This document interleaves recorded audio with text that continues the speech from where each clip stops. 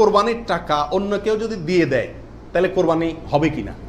আমি গরিব মানুষ, আমি কোরবানি করতে চাচ্ছি, অথবা সামর্থ্যবান, আমাকে একজনে টাকা দিয়ে দিল যে আপনাকে একটা ছাগল দিয়ে দিলাম, অথবা আপনার ছাগলের টাকা দিয়ে দিল যে আপনি কোরবানি দিয়েন।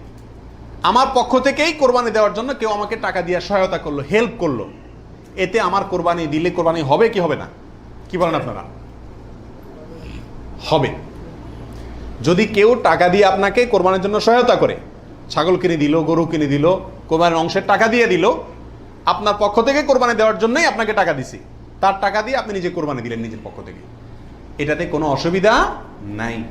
যে কোনো অর্থনৈতিক ইবাদতে অর্থটা যদি দ্বিতীয় পক্ষ দিয়ে দেয়, অন্য কেউ দিয়ে দেয় এবং তার টাকা দিয়ে আপনি ইবাদতটা করেন, তাহলে জায়েজ আছে। যেমন আপনি হজ করবেন, আপনি ওমরা করবেন, আপনাকে হজের টাকাটা আমি দিয়ে দিলাম, আপনি হজ করবেন, আমি দিয়ে দিলাম।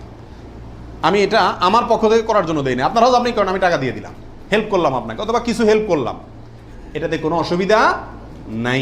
ওমরার ক্ষেত্রেও নাই, ঠিক কোরবানির ক্ষেত্রেও অন্য কেউ টাকা দিলেও আপনার পক্ষ থেকে কোরবানি করার জন্য যদি অর্থায়ন করে বা সহায়তা করে বা টাকা দেয়, সেই টাকা দিয়ে আপনি কোরবানি দিলে কি হবে? আপনার কোরবানি হয়ে যাবে।